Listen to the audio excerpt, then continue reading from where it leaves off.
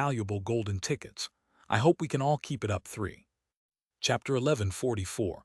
Arriving at the meeting and being attacked without warning.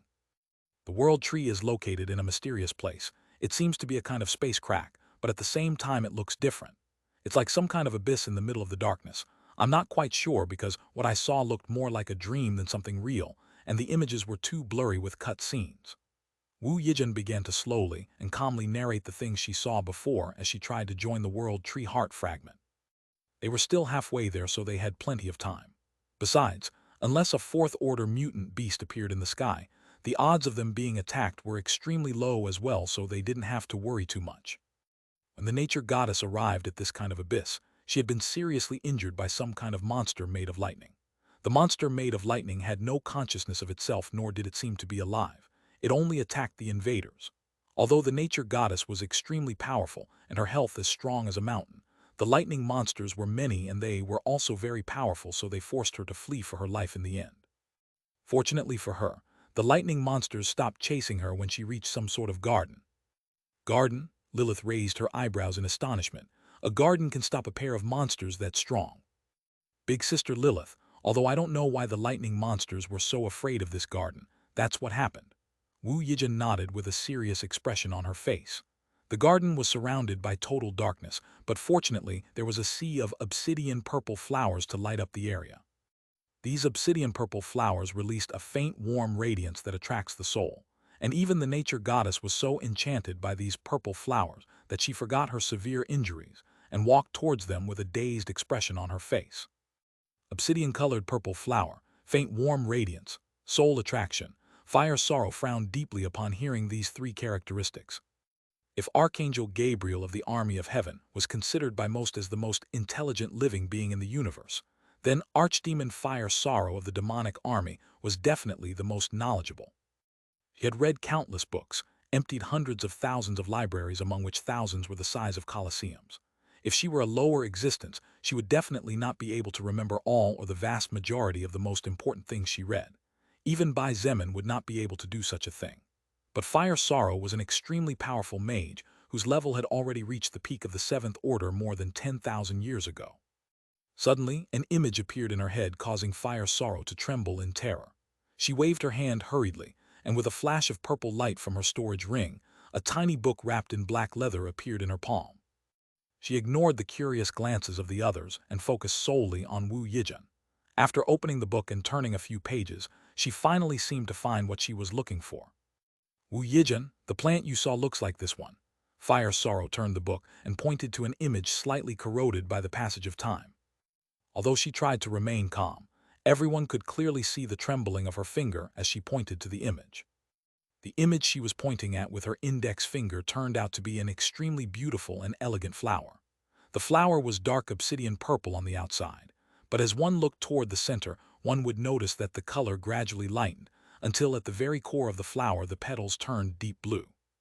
That's it, that's the flower I saw. Wu Yijin exclaimed in surprise, as if she had not expected to see that same flower in real life. Hearing her confirmation, Fire Sorrow sucked in a breath of cold air, and her pupils trembled. Bai Zemin, whose eyes were extremely sharp, did not miss the flash of dread that shone in her light purple eyes. This truly perplexed him. He could not understand how it was possible that a small plant managed to scare one of the most powerful and destructive beings in history just by its name being mentioned.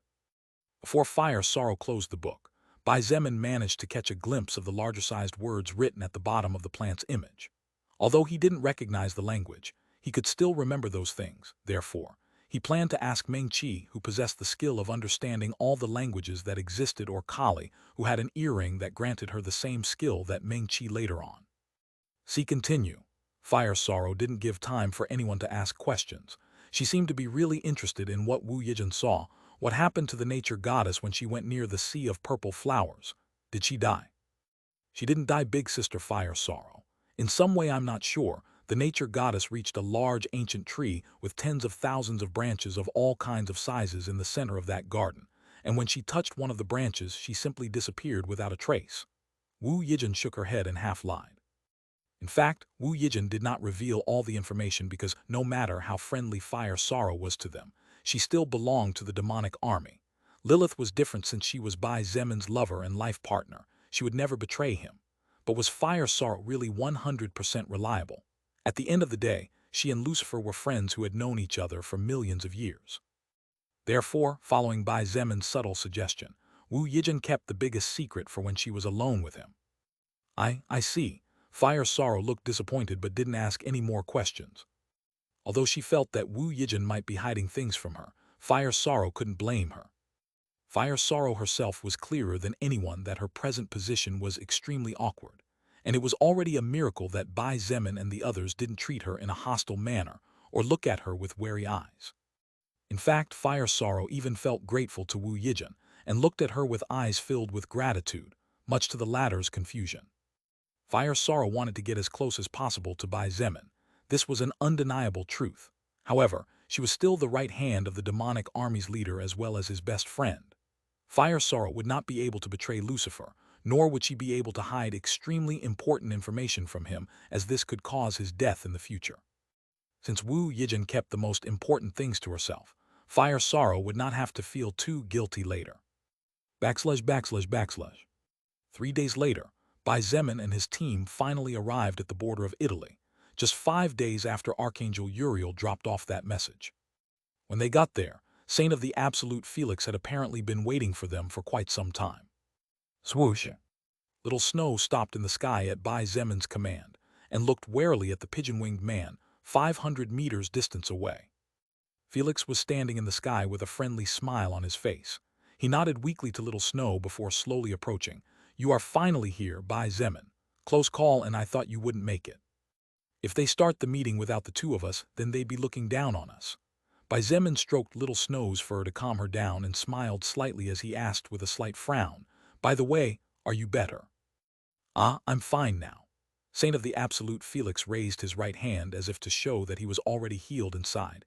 "Healing from that wound you caused me was no problem at all. The real problem was removing your mana from my records. You really are a strange creature, Bai Zemin.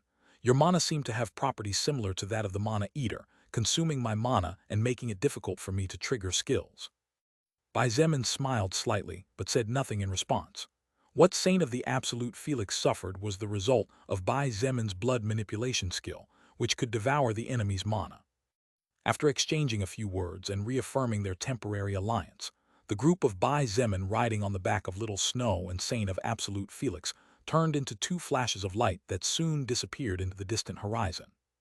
What surprised Bai Zemin and the others was that, even before they reached the Vatican, they could already sense at least 100 powerful auras in the sky. "It can't be." Wu Yijin expressed her incredulity as she looked at the surroundings in shock. Even Shangyuan Bingzu, whose expression remained generally indifferent, showed surprise on her beautiful face. In the sky, approximately 1,000 flying mutant beasts occupied their small individual space. No one approached each other, and it was evident that they were all extremely guarded against each other. 90% of those mutant beasts had auras of soul evolvers at the peak of the Third Order. However, there were approximately 100 of them that were being used as mounts by other soul evolvers. Bai Zemin's eyes flashed coldly as he scanned the figures on the mutant beasts one by one. At the same time, he and the rest were also being cautiously studied by the others. To think that there would actually be so many Fourth-Order soul evolvers. Did this angel named Uriel just invite all the strongest ones here? He muttered to himself. Shangyuan Bingzu nodded, and after a moment of silence she sneered, "At least it looks like we won't be bored." In Shangyuan Bingzu's eyes, all those Fourth-Order soul evolvers belonging to other races might survive if they behaved obediently. But if they dared to play any tricks, they would become ancient history even before they knew what happened to them. Leaving aside existences like Saint of the Absolute, the 9-headed immortal dragon that appeared in America, or the recently fallen Mana Eater, Shangyuan Bingzu had full confidence that her team could easily defeat any enemy that crossed their path. In fact, as far as Shangyuan Bingzu and Wu Yijin concerned, their current team should be able to sweep the entire Vatican and turn all of Italy upside down. Just as the two beauties were thinking like this, a purple flash approached speedily from the horizon, directly aiming at them. The expression of Saint of the Absolute sank, and a flash of murderous intent shone in his clear eyes. Even before Bai Zemin could say a single word, Felix turned into a flash of white lightning heading straight for the purple flash. Looks like someone really likes to court death. Bai Zemin activated shadow control in preparation to fight. Damn it, he wasn't causing trouble in other people's house, so it was already their blessing, but now it turns out that others want to seek trouble with his team out of nowhere. These people really wanted to go against the order of heaven. However, Bai Zemin certainly did not expect the other party to be so powerful even though he could sense their aura from a distance.